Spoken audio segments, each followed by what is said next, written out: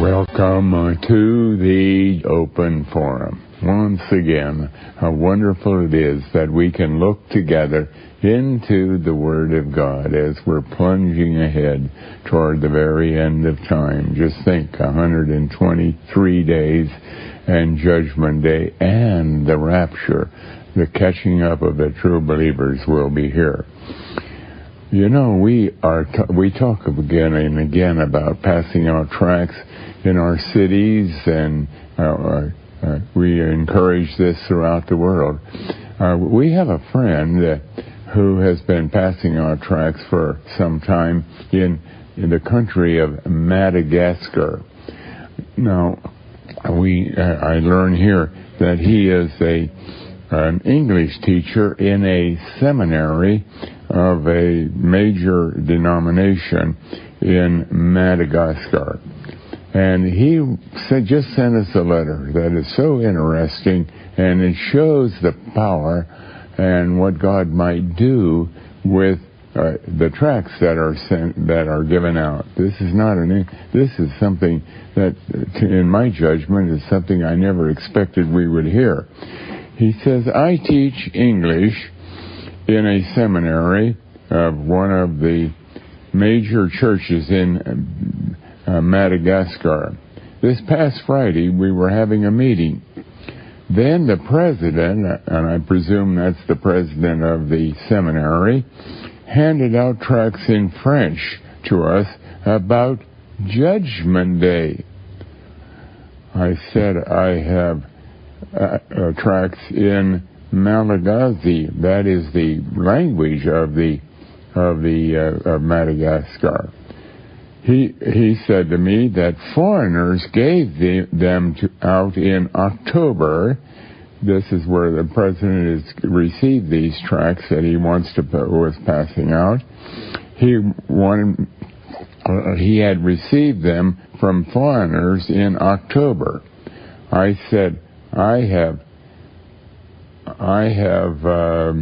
tracts in Malagasy, and he was surprised too, and he wanted me to bring them to distribute to church members. But the tracts that is Family Radio, has sent to me were very few.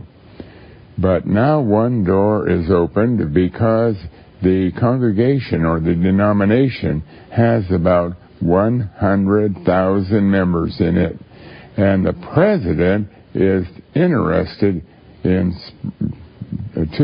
spreading out the knowledge of Judgment Day, and therefore I need many more tracts. I wonder if you can send a great quantity to me. And of course, that's all going to be arranged very quickly. But just think about this now. Some foreigners, a little tract team of some kind, last October was in Madagascar passing out tracts. And this English teacher in a seminary took one and began to get very interested and began to pass them, made arrangements with us to get more so that he could pass them out. And now even the president of the seminary of that denomination wants to pass them out. My, what is God doing? And so don't ever think that passing out tracts is not important. This happens to be a super excellent situation, and of course we are working now with them to get them as many tracts as they can possibly use. Incidentally, the same English teacher said, besides, now I have an appointment with the journalist of the most read newspaper in Madagascar. Please pray that something great will happen. And again, the news is getting out in that country in a tremendous way. And so, right now, for example, we have Prophet Jonah, Project Jonah, in which people who want to donate the remaining 123 days, that's today, tomorrow it'll be 122 days, to go to with a team to go to this country or that country, and we have people now in many countries that are passing out tracts. If you would like to make an application to be part of that, you can look on your website, familyradio.com, and ask for the Prophet Jonah, Project Jonah application. Or if you don't have a website, you can call Family Radio, 1-800-543-1494, and ask for the Project Jonah connection, and we will immediately send you an application. And we are interested in as many people as possible that can do this, and we are paying virtually all the expenses for this. Of course, those who make application have to qualify. We have to be very careful that when we send people out, they work well with each other, with other people. They've had some experience passing out tracts, and so on. But it's thrilling to get a letter like this and to see how God is using our puny efforts of trying to get the message out into the world, that it is being multiplied by many other people. And we're so grateful to hear about this. And let's be praying for those missionaries, because everyone that goes out is a missionary, believe you me, that God will be with them and bless their efforts. Some of our people are going into fairly dangerous countries, and they have to be very, very careful as they are passing out tracts or as they are passing out a card that encourages people to listen to FamilyRadio.com or to the radio station that happens to the shortwave radio or the medium wave radio station that happens to be broadcasting in that area from Family Radio. Well, so much for a report, but it's a very unique report, and it should encourage all of us to become more interested in this kind of activity, because we are commanded in Ezekiel 33 and in Ezekiel 3 to warn the world, and at the same time to tell the world that not only that judgment day is about here, but also that God is still saving people today, and we can encourage people to cry out to God for mercy, cry out to God for mercy, because they don't have to know anything from the Bible except to hear something at all, just like the words judgment day come from the Bible and come very humbly. And it's possible, there's no guarantee, but it's possible that some of them will also become saved. But now we're going to go to our program, and we're going to begin with our first caller. Welcome to Open Forum. Good night. Welcome to Open Forum. Good night. I have one question for you, Brother Camping. Yes. What is the color of leprosy? What is the color of leprosy? Leprosy. I think it is kind of a white color, but I can't say that. I think according to the Bible, it's kind of a white color. The Bible said when they had leprosy, their skin became whiter than snow. So why on Family Radio do you teach that Moses got married to a Cushite woman, while Deuteronomy chapter 12, verse 1 to 4, say that he was married to an Ethiopian woman, and that Ethiopian woman is supposed to be a black woman? Well, no, I'm sorry. Now you're getting into several subjects here, but Moses was married to. Excuse me. Let me try to speak to this. Moses was married to a Zipporah, who was a Cushite. Actually, in the Hebrew language, that we get the word Ethiopian there. They were called Cushites, and she was not from a descendant of Abraham. She was from the Midianites, who were also apparently called Cushites. And so he was, what the color of her skin was, we have no indication in the Bible at all. And but Moses, but insofar as leprosy is concerned, it is his sister, Moses' sister, who disobeyed God, and God made her a leper for 7 days, and that's another story.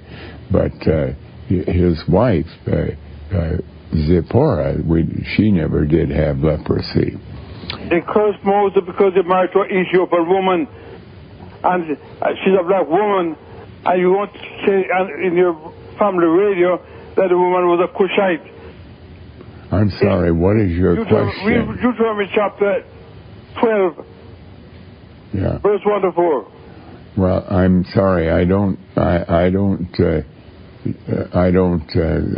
can't help you any further. I think I've tried to help you as far as I can go. But thank you for calling and sharing. And shall we take our next call, please? Welcome to Open Forum. Yeah, Mr. Hebrew. Anyway, the main one I really want you to read is Romans 2:15. You want me to read Hebrews 2:15? No, Romans. Romans 2:15? Yes. All right, let's look at that. Romans chapter 2, verse 15. There we read, let's start with verse 14. For the Gentiles, that is the nations that are not Jewish at all, which have not the law, that is, they don't have the Bible, do by nature the things contained in the law, these having not the law are a law unto themselves, which show, this is verse 15, which show the work of the law written in their hearts, their conscience also bearing witness, and their thoughts the meanwhile accusing or else excusing one another. Now, what is your question? Yeah, my question concerns a comment somebody made the other time about why he was admonishing you. Why is it that God will have to punish those who don't read or who don't have a Bible, or who don't read Bible and who don't know how to read? But here God is saying, both Hebrew and Jeremiah, that the word of God is written in everybody's house. There should be no alibis or excuses for not knowing about God's word, whether you're illiterate or not. Yeah, now let me try to help you. The Bible indicates that mankind was created in the image of God, in the likeness of God. And God created us as a spiritual being. We're different than an animal. We not only have a physical body and the breath of life, but we have also a spiritual soul. And in our soul, even though Adam rebelled, we still have the leftovers of the fact that God's law is written there to some degree. Intuitively, mankind knows it's wrong to murder. They know it's wrong to commit adultery. They know it's wrong to lie or to steal without ever reading the Bible. They know that. And so mankind stands guilty before God, even though they have never read the Bible, because the law of God is written on man's heart to some degree. And so that's why then the proof of it is that every human being that has come into existence eventually died. And a great many of them never heard anything from the Bible, but God's law to that degree was written on their heart, and so they were still under the wrath of God because the wages of sin is death, and sin is the transgression of God's law. So they still stand guilty, and the proof of it is that every human being that has come on the face of the earth eventually has died, except for a couple men that were caught up to be with Christ. But that's a separate issue. But do you see in 15 how their conscience is being punish them for the lies and the sins they have committed? That's why I mentioned Romans 15, because aside from what you just said, even though they haven't read the Bible, the law they have violated about God, disobedience to God, is punishing them. You see how on the 15 it says, excuse me, God's law is written on their hearts. They know they are doing wrong. They know intuitively, because God's law has been put on and is part of their creation. They know there is a God. They know there is a judgment day coming sometime. Like today, there's no human being that can say, "Oh, I don't know anything about judgment." In their heart, they know, and that's why there's a lot of fear developing all over the world. Great fear, because they intuitively know that they have to answer somehow to a higher being. They don't know any of the details like we can know when we have the Bible, but nevertheless they know enough so that they know they are guilty before God. But thank you for calling and sharing. And shall we take our next call, please? Welcome to Open Forum. Ezekiel. Yes, Ezekiel, go ahead. 38. Ezekiel 38, let's turn to that. Ezekiel 38, and which verse? 18 to 23. 18, let's turn to that. Ezekiel 38, verse 18. And it shall come to pass at the same time when Gog shall come against the land of Israel, saith the Lord Jehovah, that my fury shall come up in my face. For in my jealousy and in the fire of my wrath have I spoken. Surely in that day there shall be a great shaking in the land of Israel, so that the fish of the sea, the fowls of the heaven, and the beasts of the field, and all creeping things that creep upon the earth, and all the men that are upon the face of the earth, shall shake at my presence. And the mountains shall be thrown down, and the steep places shall fall, and every wall shall fall to the ground. Now, what is your question? Is this about Judgment Day? This is about Judgment Day. This is a very, very picturesque, a very dramatic statement of what Judgment Day is. It parallels what we read in Revelation chapter 16, where it says that there, in verse 18, there will be a great earthquake, which was not since men were upon the earth. So mighty an earthquake, and so great. And the great city was divided into three parts, and the cities of the nations fell.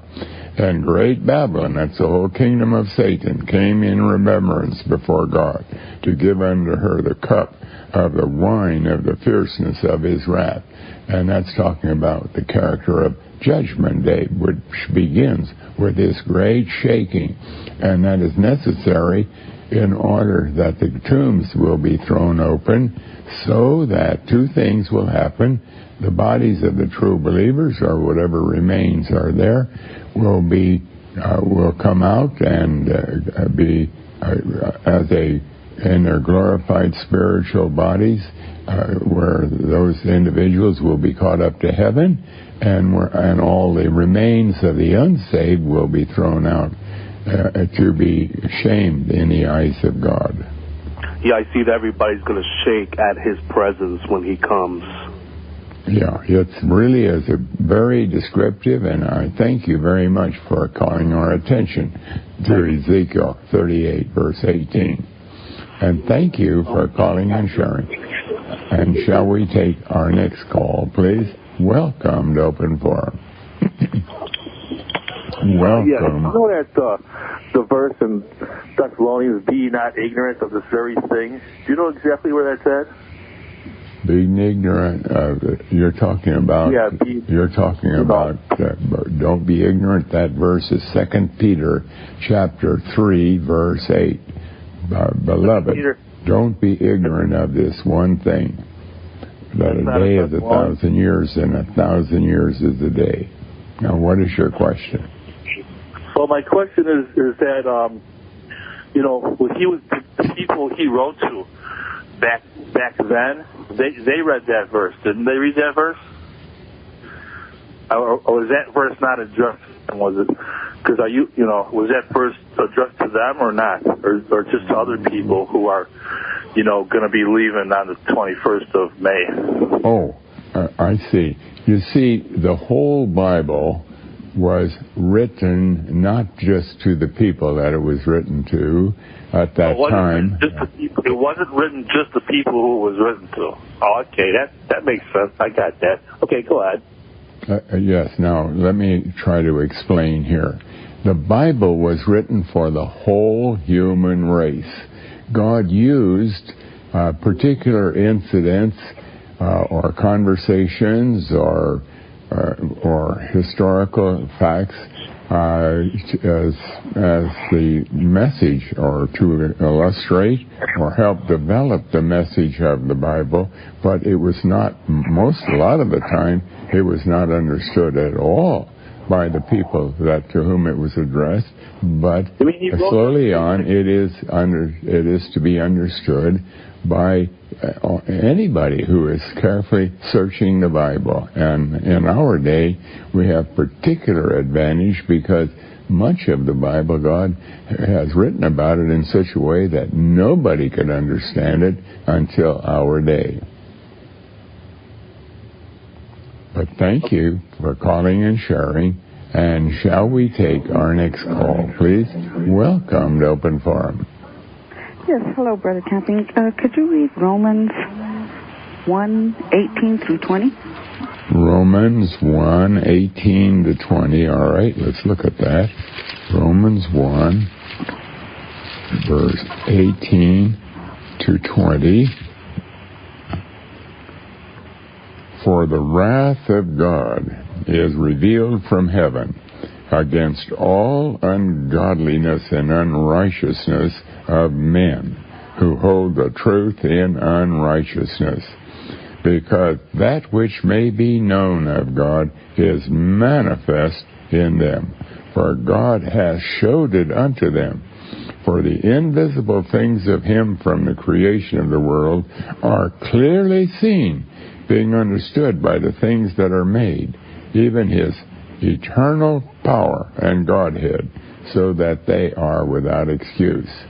Now, what is your question? It was just a comment on the caller earlier that was saying about that men didn't have the Bible or something, but from what I read here, men are without excuse. If they just look around them and see God's glory, we know there's a God. Yes. Is that right in saying this verse? You are very correct about that, and I thank you. Like we read in Psalm 19, the heavens declare the glory of God, and the firmament showeth his handiwork. And it's also emphasized here in Romans 1. And so anybody, if they're honest about it, have to agree that there must be some kind of a huge divine mind, a fantastic mind that was able to create this magnificent earth with all of its life forms that are so complex.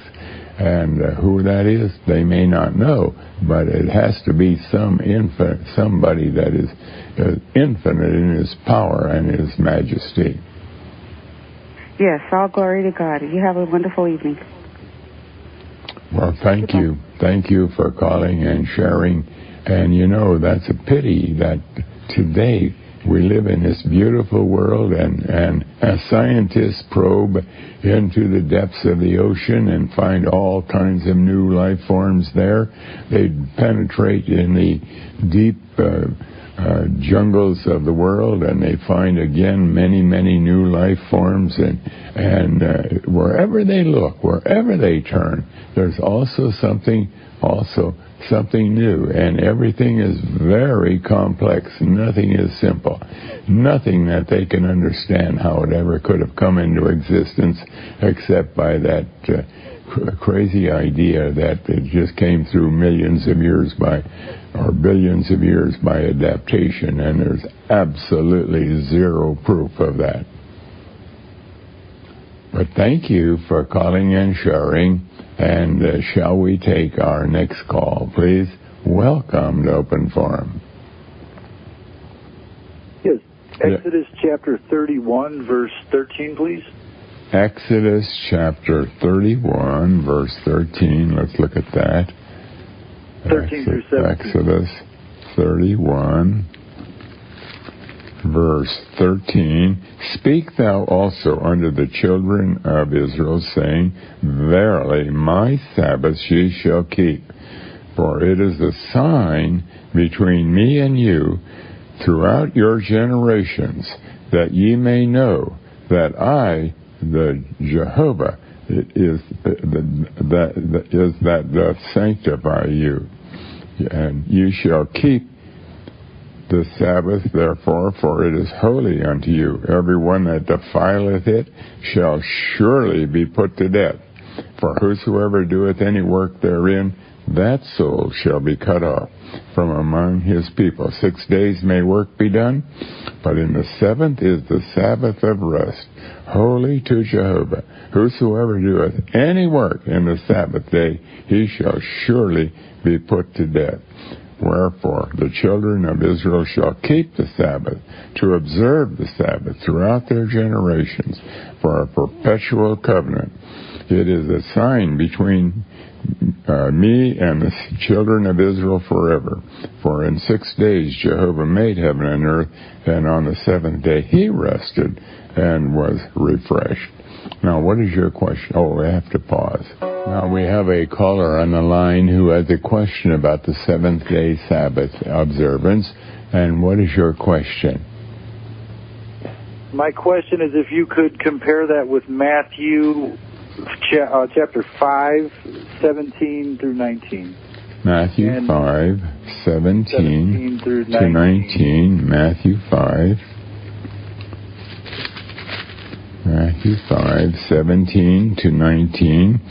Think not that I am come to destroy the law or the prophets. I am not come to destroy, but to fulfill. For verily I say unto you, till heaven and earth pass, one jot or one tittle shall in no wise pass from the law, till all be fulfilled. Whosoever therefore shall break one of these least commandments, and shall teach men so, he shall be called the least in the kingdom of heaven. But whosoever shall do and teach them, the same shall be called great in the kingdom of heaven. Now, what is your question?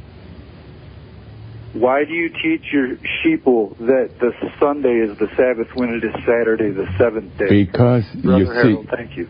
Yes, the problem is, you have to read the whole Bible in order to understand any part of the Bible. You cannot just take a few verses and build your doctrine or your understanding, because the Bible teaches we are to compare spiritual with spiritual. And the fact is, when we go to Matthew 28 and verses in Mark and Luke, God teaches that the era of the seventh-day Sabbath ended that Sunday morning when Christ rose from the grave, and that was the beginning of a new era of Sabbath. And so God himself has told us that. Secondly, the seventh-day Sabbath, God says, was a sign. It was a sign. It was not part of the moral law. It was pointing to the fact that you are not to to do any work in trying to get yourself saved. That's why in Deuteronomy 5 it talks about keeping the seventh-day Sabbath, because God took Israel out of Egypt with a high hand and brought them into the land of Canaan, and that was a dramatic picture of salvation. And we have to harmonize all of these passages, and then we realize the seventh-day Sabbath, which was to be observed for the first 11,000 years of the history of the world until the time of Christ, that it was a sign pointing to something, and God defined what it pointed to. It was pointing to the fact that I, the Lord, sanctify you, that I am the one that make you saved. And that fits precisely with what we read in Deuteronomy 5 about you keep the seventh-day Sabbath because I brought you out of Egypt into the land of Canaan with a high hand. And unless you include all that information, you are not reading the Bible. You're only reading some of the verses. And I feel very sorry for these dear people who have been taught, and this has been driven home, and a lot of it came in, at least in one denomination, through Ellen G. White, who had a vision of a circle or some kind of a halo around the fourth commandment about the seventh day, and so they were listening to her as if, in that denomination, as if that was the Word of God, and that is in total violation of Revelation chapter 18. We're not to add to the words of the prophecy of this book. So on many counts, it is a whole teaching that is just terrible. It's altogether contrary to the Word of God, I'm sorry to say. But thank you. Perpetual and forever means that it is permanent. It is not to be changed. Now, the Pope changed it, and you are trying to change it. The law of God is continually on our hearts, on our minds. It is the perfect 10, will never be abolished. You are leading your sheeple into breaking the law of Yahweh. Blessed be His name. Harold, I wish that you would read your Bible. No, and the fact is, the only reason that we or countenance this repeated questioning about the seventh-day Sabbath is it because it is a tremendous teaching that teaches that we are not to trust in any work that we do, like believing or repenting or getting baptized in water or belonging to a congregation, as a means to become saved, as a help to become saved. That's like someone who is picking up a few sticks or who is doing a little bit of work on the seventh. Excuse me, on the seventh-day Sabbath. So, and that's why it is called a perpetual and eternal law. It goes right on through to the end of the world. That salvation is altogether by the work of God. And the moment that we work on the seventh day spiritually, not literally at all, but that is the moment that we put some trust in what I have done to become and had helped me to become saved, it guarantees that we're still going to be under the wrath of God. And so it is a very, very, very important law. It's one of the most important laws. Well, everything is important, of course, in the Bible, but it is the key that shows us that we are not to trust anything we have done in order to try to become saved, because if we do, we are guaranteed to be under the wrath of God. But thank you for calling and sharing. And shall we take our next call, please? Welcome to Open Forum. Welcome to Open Forum. Hello. Yes, go ahead with your call, please. Yes, Father Camping, I wanted to thank you for your program. It's really transformed my life. I'm calling in particular because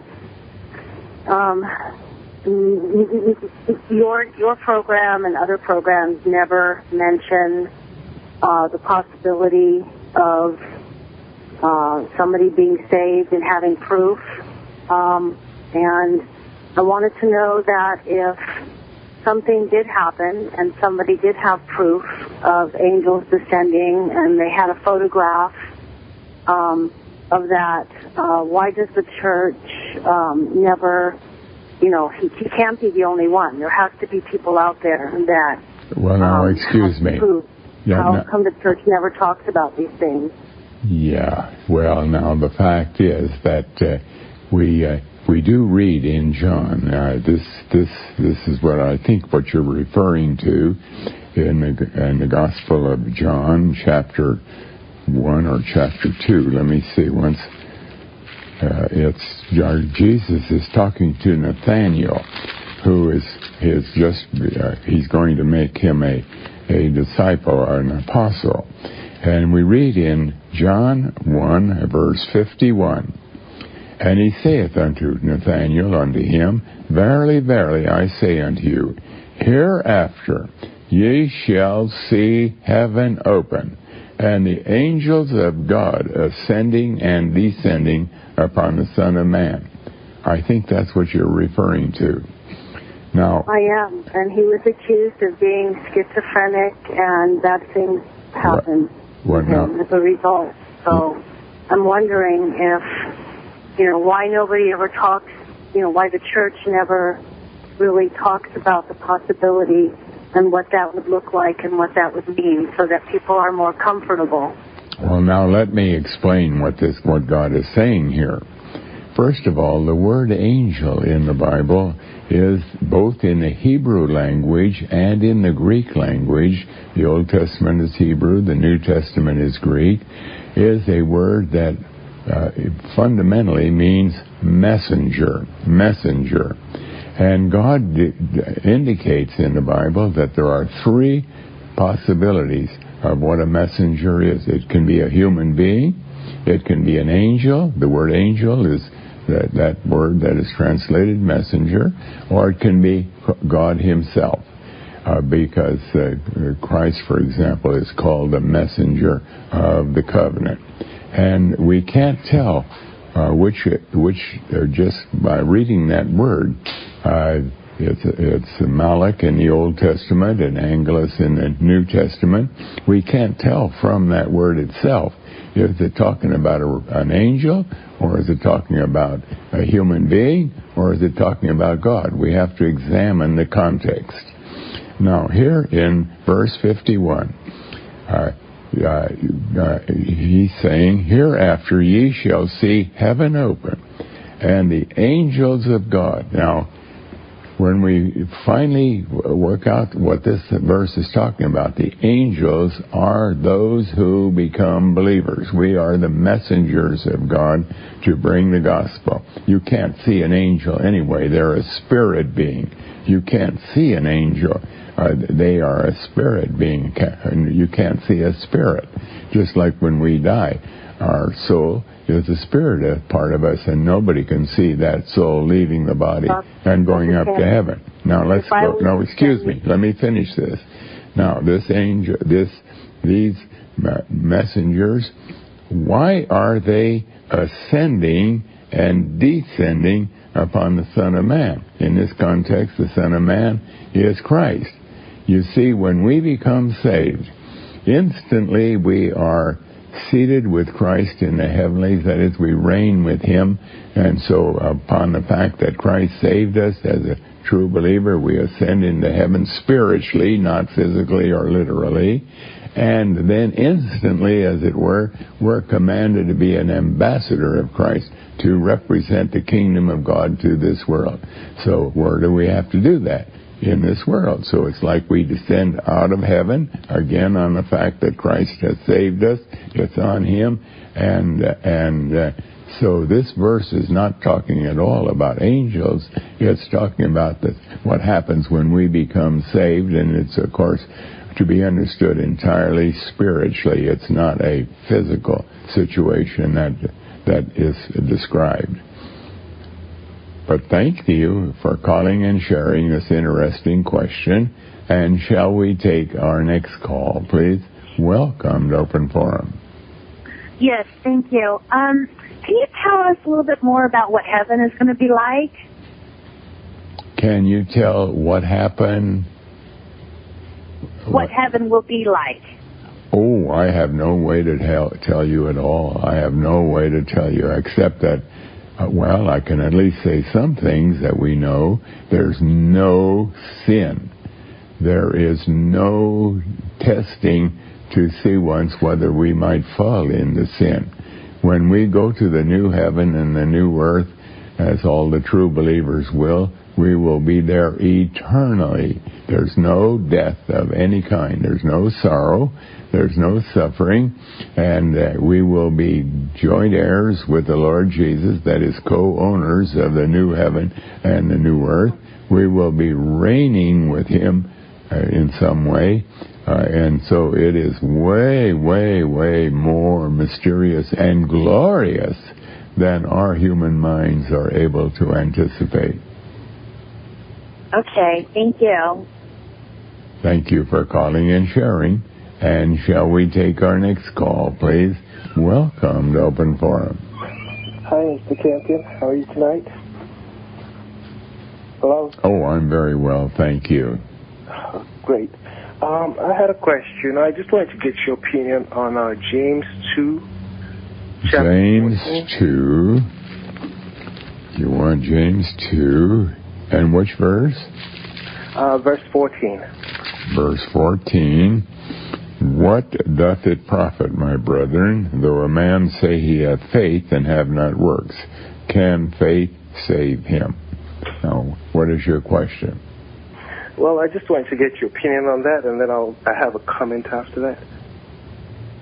I'm sorry? Could you repeat that?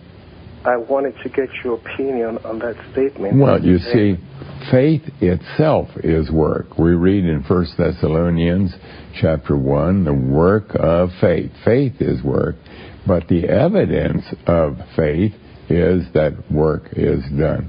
Christ, for example, is the very essence of faith. In fact, God gives him the name faithful. We find that in Revelation and in the book of Revelation, because he did all the work to save those that he planned to save, and there was an enormous amount of work that was done. He had to die. First of all, he had to be laden with all the sins of these people, and then he had to be found guilty by God, and he had to be killed by God, and he had to be buried, and he had to rise again.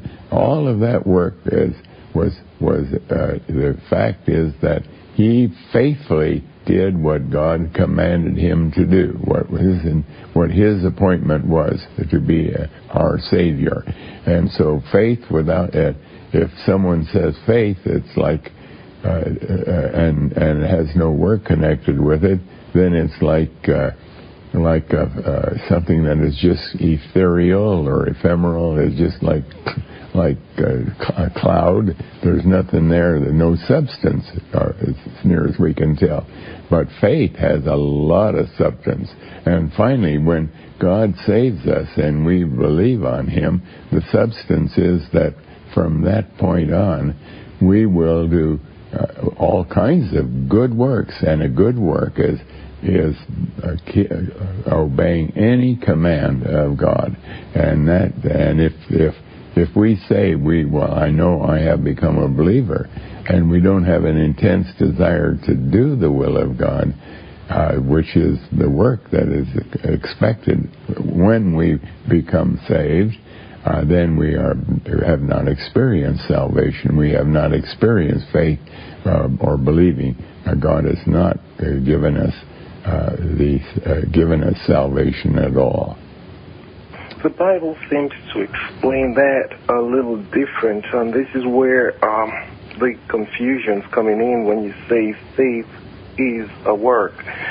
When you read 15, which is the very next verse, of the same chapter 2, James chapter 2, verse 15, right up to 26. It gives a full explanation of faith and works as being two totally different things, which you do seem to agree with to a certain degree, but at the same time, you confuse it, or the issue gets confused by the introduction of saying the work of faith, which I believe a few months ago I did call to tell you that you can't say the work of faith makes faith work, because the Bible clearly states that faith without works is dead.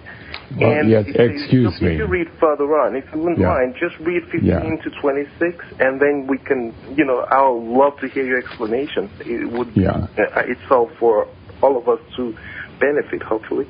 And what God is teaching here, if we could summarize, is simply conversation has no substance. You can say a lot of nice things to somebody, do this and do that and so on, and if you're not going to back it up with some substance, it has no value at all. But when Christ made us believers, that was His faith, it contained great substance. It was not just conversation. It is the fact that He gave us, He paid for every sin that we'd ever commit. Secondly, He gave us a new eternal soul in which we will live with Christ forevermore. So there was all kinds of work in evidence because we are saved by the faith of Christ. And that is the kind of material that the book of James is teaching us. But thank you for calling and sharing. And shall we take our next call, please? Welcome to Open Forum. Good afternoon, Mr. Thank you. Ken. Go ahead with your call. My call is coming from the book of Acts, chapter 13. Actually, you can read where Paul Saul, because before his name was changed, and Barnabas. Acts 13 and which verses? The individual. They killed the individual. My question is, Mr. Ken, because you're pretty fast at it, why don't they speak of Barnabas anymore, and why did they remove his gospel? Why don't they speak of Barnabas anymore? Yes. Read the passage. And why? Yes. Well, and then you'll see the two of them before he got his name changed, Mr. Ken. You're very clever and a wise guy. They did not remove his gospel. Barnabas was a very personal friend of Paul, and they were the first missionaries that were sent out from Antioch into what we call Asia Minor, and up toward Greece and up toward those countries in that area. And then after the first missionary journey that went very well, then they began to make plans for a second one, and then Barnabas wanted to take with him a nephew of his named John Mark, and Paul did not think that would be wise. He thought it would be better that just the two of them went, but Barnabas insisted, and so finally they were really contending with each other. And in the process of writing about this, God gives us also some very important words that help us in other passages. But anyway, the fact is, Barnabas' gospel was not different than Paul's. There's no evidence of that. It's just that then Barnabas continued in his missionary journey with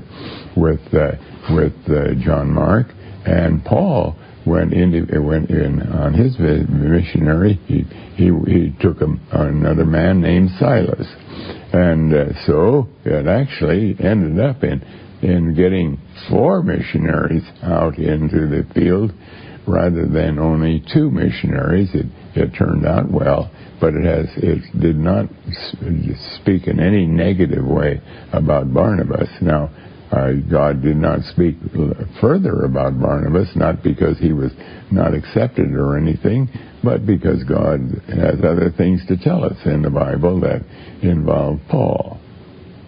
If I told you I had that scroll for that gospel, would you be willing to read it for your people? Because I think, Mr. Catton, that these are the last days, and I think I am chosen as well as you are. I would be willing on mailing it to you. We can talk after the show, and maybe people will know that God's coming back, perhaps on your day, but I have that gospel. Well, I'm sorry that we're not able to do that. But now we're going to go to our next caller. Welcome to Open Forum. Welcome to Open Forum. Hello? Yes, go ahead with your call. Yeah, Brother Campen? Yes. Isaiah 33, hold up. Isaiah 33, 14 and 15.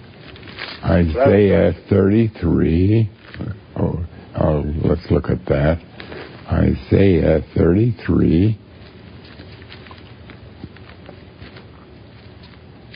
Verses 14 and 15.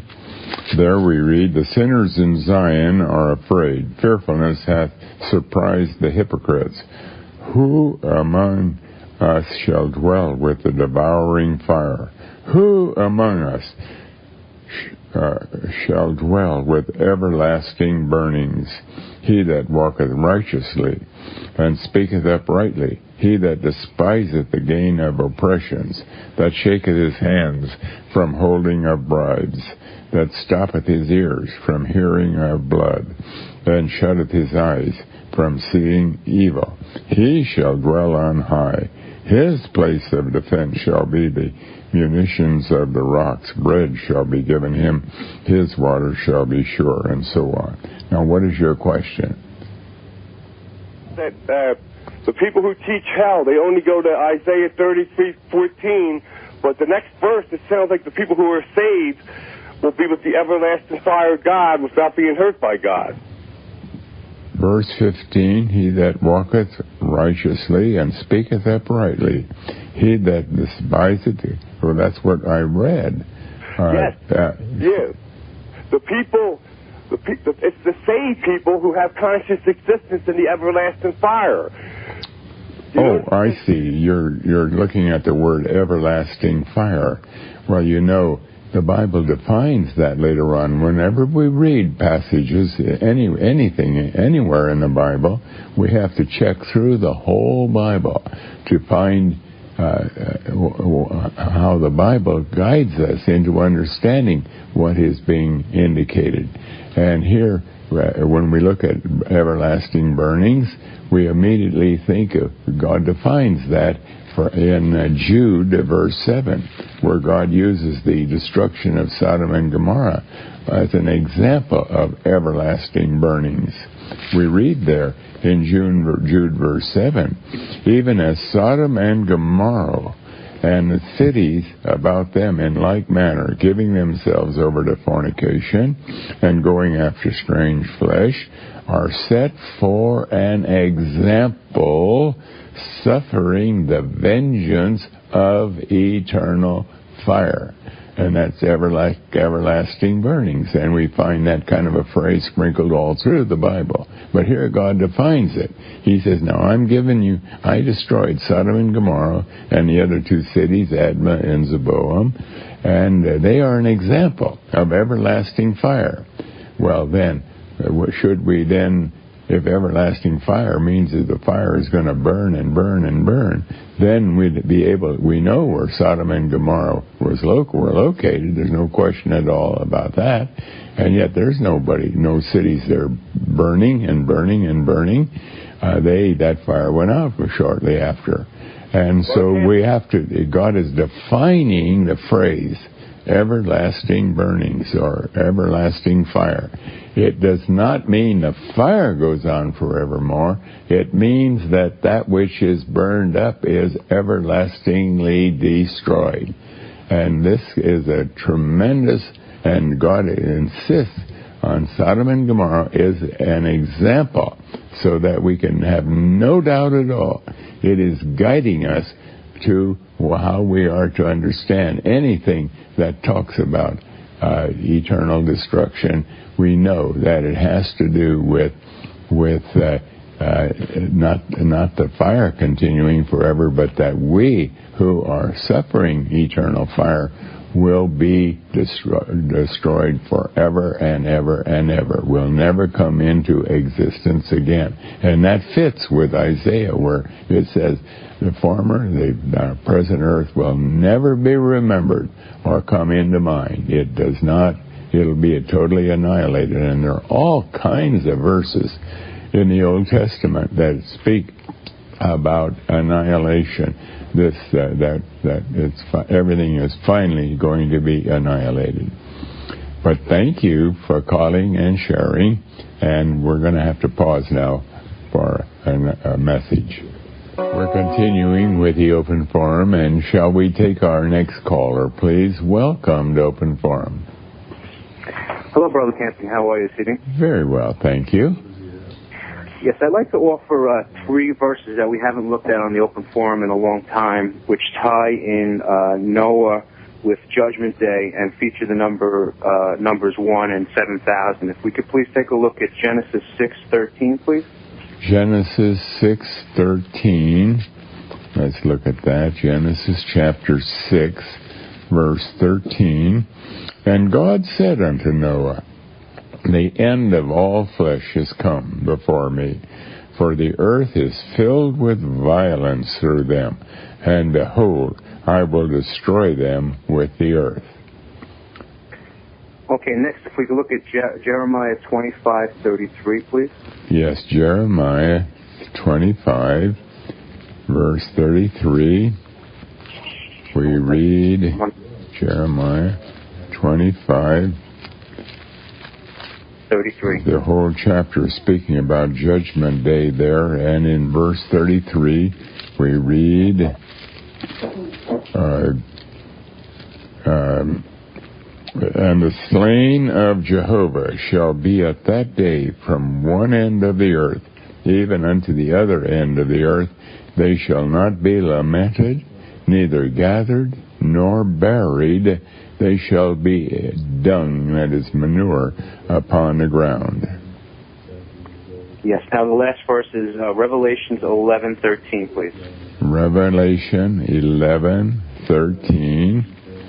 There we turn to. When we turn to that, we read, and the same hour was there a great earthquake, and the 10th part of the city fell.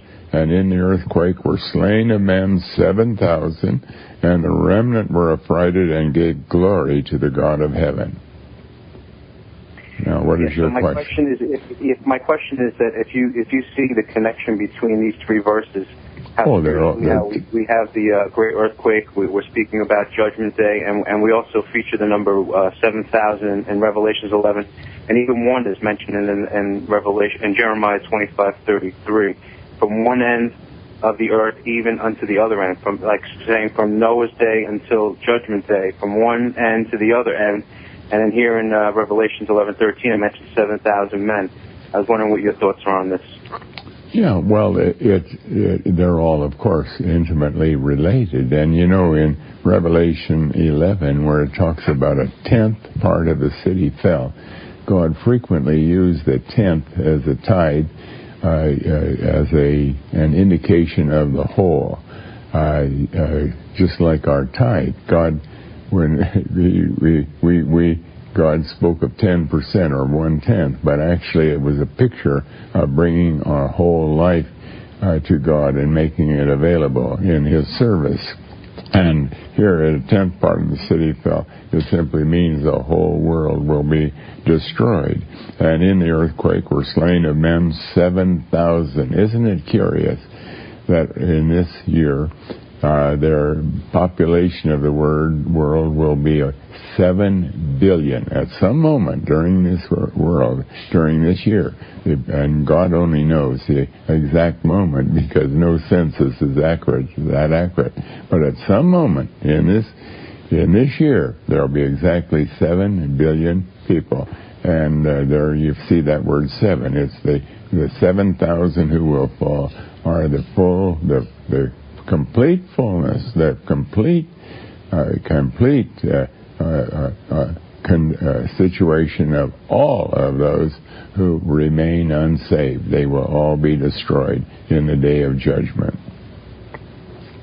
But thank you for calling and sharing, and you in response again to our callers' verses, it shows that in Genesis or Jeremiah or Revelation, and there's also many other chapters, we find reference to the same terrible thing that we're facing right now in just another 123 days.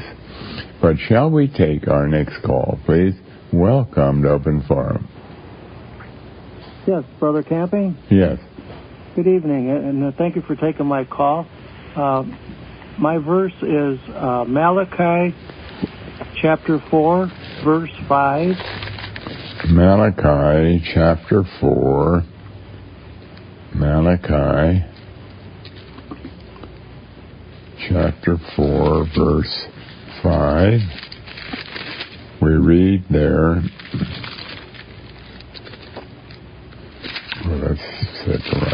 Malachi chapter 4, verse 5. Behold, I will send you Elijah the prophet before the coming of the great and dreadful day of Jehovah.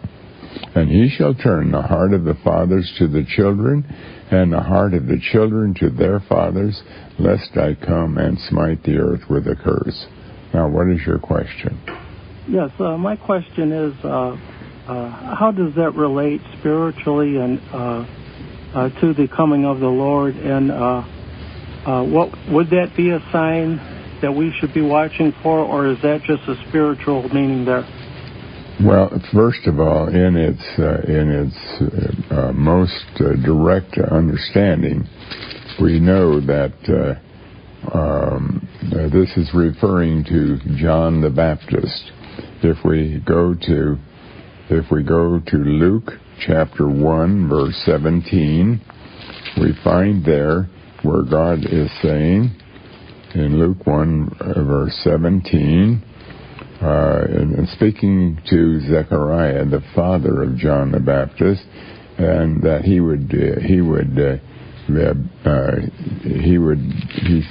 well, let me start with verse 14 or verse 13. The angel said unto him, Fear not, Zacharias, for thy prayer is heard, and thy wife Elizabeth shall bear thee a son, and thou shalt call his name John. And then amongst other things he says, and many, in verse 16, and many of the children of Israel shall he turn to the Lord their God, and he shall go before him in the spirit and power of Elijah, to turn the hearts of the fathers to the children, and the disobedient to the wisdom of the just, to make ready a people prepared for the Lord. And that fits almost perfectly with Malachi chapter 4. Now, he does speak about there's a prophet coming, or in verse 5, Behold, I will send you Elijah the prophet before the coming of the great and dreadful day of Jehovah. And so it seems like there is also a double meaning to these verses, and that would be speaking of all the true believers of our day who are warning the world that Judgment Day is coming, and telling people that they have to just cry out to God for mercy, which is what is happening today as we warn the world about Judgment Day. But thank you for calling and sharing. Thank you for calling and sharing. And shall we take our next call, please? Welcome to Open Forum. Hello, how you doing tonight? Very well, thank you. I want to look at Haggai chapter 2, verse 4. Haggai chapter 2, verse 4. Let's turn to that. Chapter 2, verse 4. Now be strong, O Zerubbabel, saith Jehovah, and be strong, O Joshua, son of Josedek, the high priest, and be strong, all ye people of the land, saith Jehovah, and work, for I am with you, saith Jehovah of hosts, according to the word that I covenant with you when ye came out of Egypt. So my Spirit remaineth among you, fear ye not. Now, what is your question? I was wondering if you could explain more on when it says, and work, in verse 4. Could you explain that, please? And work, for I am with you. Work is doing the will of God. Whenever we obey the Bible, whenever we do anything in obedience to what God has declared, we are doing spiritual work. Like when we believe, when we love, when we make sure that we don't fall into sin of any kind, this is all work that we are doing. And it's God helping us through that?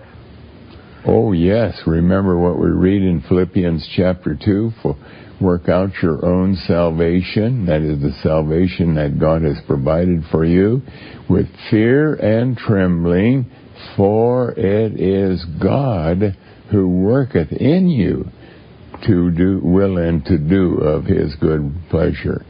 So we can't take any credit. If we really have a desire to want to do the will of God and a great zeal for that, we can't say, look how holy I am.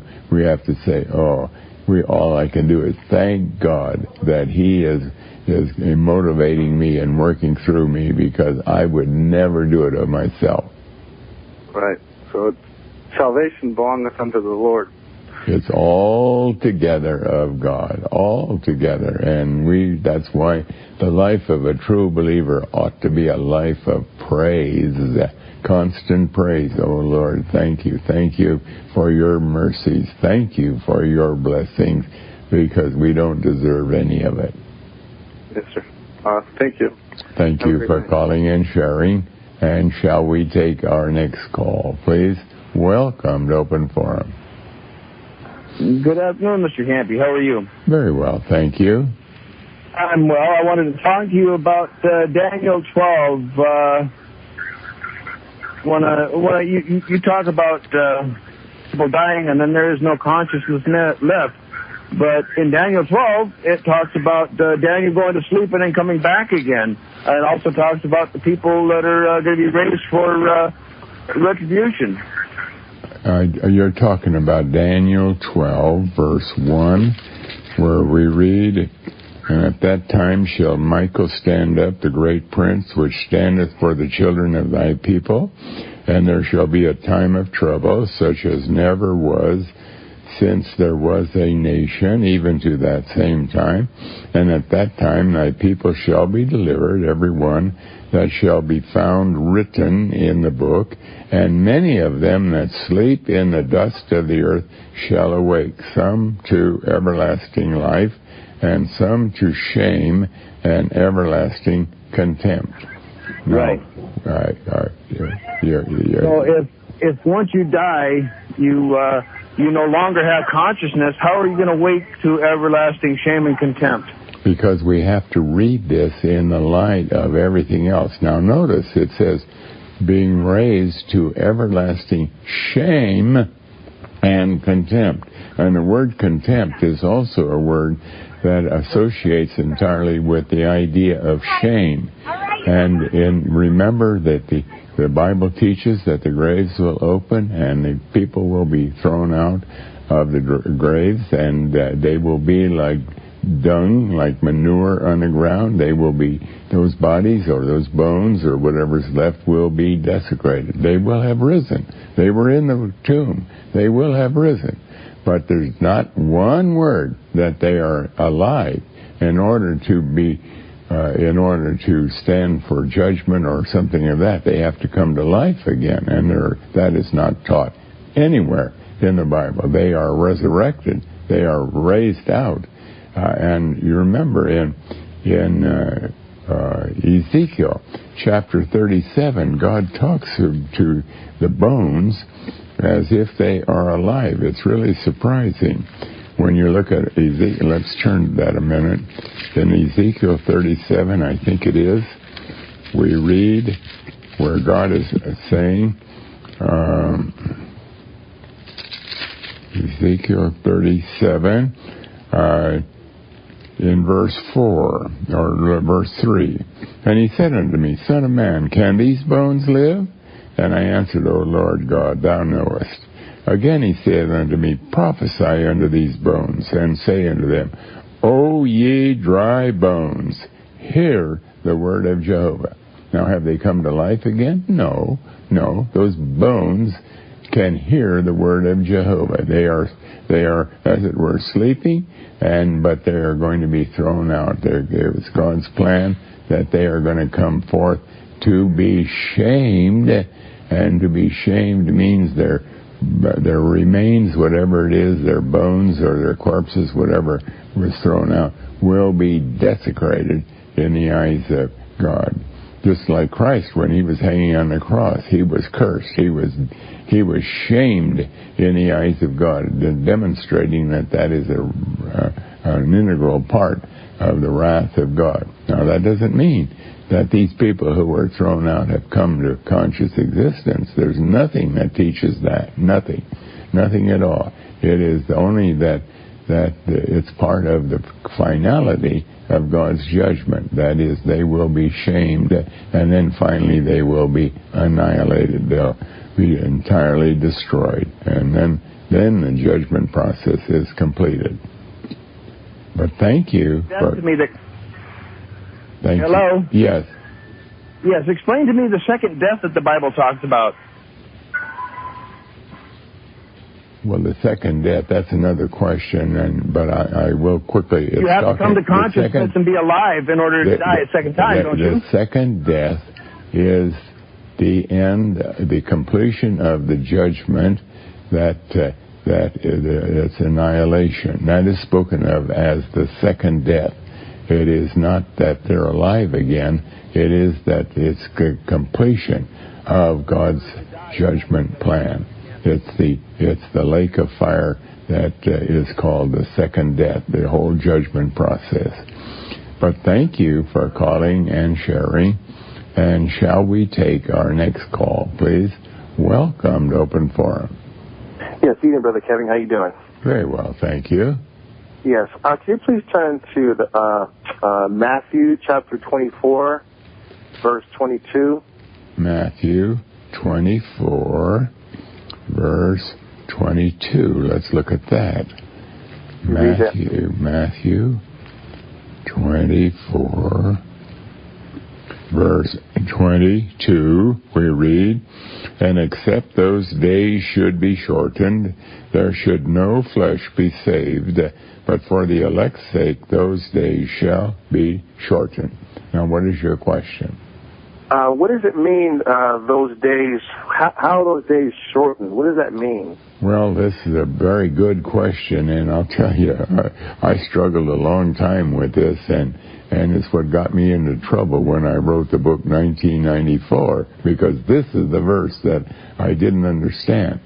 The fact is that God talks about a great tribulation that would go on for 8,400 days, which is exactly a full 23 years. And it starts out, the first 2,300 days there's virtually no one being saved anywhere in the whole world, in the churches or anywhere.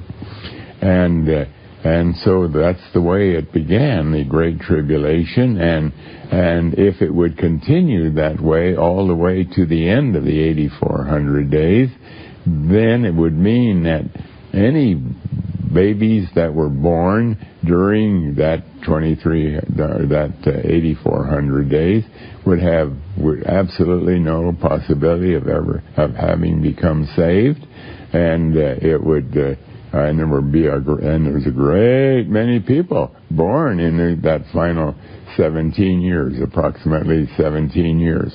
And so for the sake of those that God still had to save, because they were elected by God from before the foundation of the earth to be included in the saved, God shortened the 8,400 days to 2,300 days, and then he began the plan of salvation again, a great multitude that we read about in Revelation 7, a large crowd that still were to become saved during that final 17 years. And that is what is in view here in those days being shortened, the days of the awful situation that prevailed the first 2,300 years of the 23-year period of the Great Tribulation. And that's what got me into trouble in 1994, because I assumed that the 23-year period would be shortened to 2,300 days, and that landed in 1994, and I did not understand at that time there was still a salvation plan, an ingathering that God still had to do. And but I knew that the end would have to ordinarily deal with 2011. And then later on, I understood that accurately. Okay, thank you very much. Thank you for calling and sharing. And shall we take our next call, please? Welcome to Open Forum. Hi, Brother Camping. Yes. It must have been about 10 years ago or so that I asked you about a verse in Luke, and you didn't have an answer for me. You didn't have an understanding of that one. And I want to ask you again with your understanding now, if you have any understanding on this verse, and also look at a verse in Isaiah that seems to be harmonizing with it, but I'm not necessarily positive, but it sure does seem to be the same thing, and that's Luke 21:11. Luke 21:11. Let's look at that. Luke 21:11.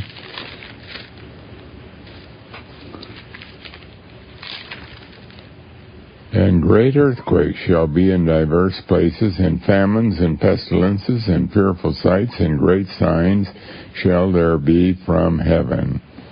And now look at Isaiah 66:15.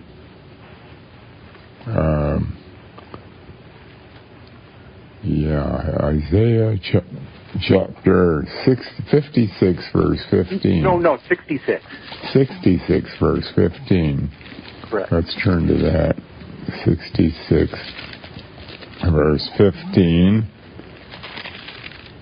There we read, "For behold, Jehovah will come with fire, and with his chariots like a whirlwind, to render his anger with fury, and his rebuke with flames of fire. For by fire and by a sword will Jehovah plead," that means judge, "with all flesh, and the slain of Jehovah shall be many." Now, what is your question? Well, what I notice in Isaiah is that use of the word chariot, and that word is Merkabah, which is only used in the Old Testament to speak of chariots that men use. It isn't the other one, Rekeb, that is usually used also as a dual meaning for millstone and other meanings. But this one here is only used to mean literal physical chariots. And I'm wondering, why would he say that these chariots come with God from heaven? Well, first of all, if we look at Isaiah 66, verse 15, it is not talking about literal fire. God is talking about judgment, and he constantly uses fire, not because there will be literal fire, but because God speaks of himself as a consuming fire. You find that in Hebrews chapter 13. He is a consuming fire. That is, and a fire is something that is totally destroyed. He's in another place. He is called destruction. These are terms that God applies to himself to indicate the the character of his wrath, but it does not talk about literal fire. That is insofar as until we get to the very last day when everything will be destroyed by fire. But until that, there's no evidence of fire that will particularly stand out. And so the same way with chariots, God uses chariots in different ways. And remember when Elijah was caught up, he was caught up in a chariot of fire, and that again is emphasizing that. Well, I don't want to get into that because that's another subject. But the fact is, chariots are used in various ways, and they do identify with God coming in judgment. Now, in Luke 21, verse 11, there we read, "A great earthquake shall be." Now, we have to get the context. It begins in verse 7. And they asked him, saying, "Master, but when shall these things be? And what sign will there be when these things shall come to pass?" And he said, "Take heed that ye be not deceived. For many shall come in my name, saying, I am Christ. And the time draweth near. Go ye not therefore after them. But when ye shall hear of wars and commotions, be not terrified. For these things must first come to pass, but the end is not yet, but is not by and by. That is, it's not close. Then said he unto them, Nation shall rise against nation, and kingdom against kingdom. That's been going on for all through the New Testament history. And great earthquakes shall be in different places, and famines, and pestilences, and fearful sights, and great signs shall there be from heaven. But before all these, they shall lay their hands on you, and so on. In other words, it's really describing the things that have been happening off and on all through the New Testament era. Every year brings some kind of special pestilence or some big earthquake or some tsunami or some the dreadful things are constantly developing. I'm concentrating on that frightful sight. You know, that it's phobia. That word phobia is used for frightening, and it seems to be saying that there's something that is going to be frightening. You know, I don't have any other way to describe what I'm seeing when I read that there's something that people are going to see. I'm just trying to figure out what that is. Well, the fact is we have to read anything in its context, and the context is talking about what we can expect all through the New Testament era. And this was written at the beginning of the New Testament era, and we've seen these things every time. I mean, when like today, we have great floods in Argentina and in Brazil. And a year ago, we had a terrific earthquake that devastated Haiti, and then before that, a couple of years ago, we had a tsunami that destroyed thousands of people. But now I have to say good night. I'm sorry, we can't go on.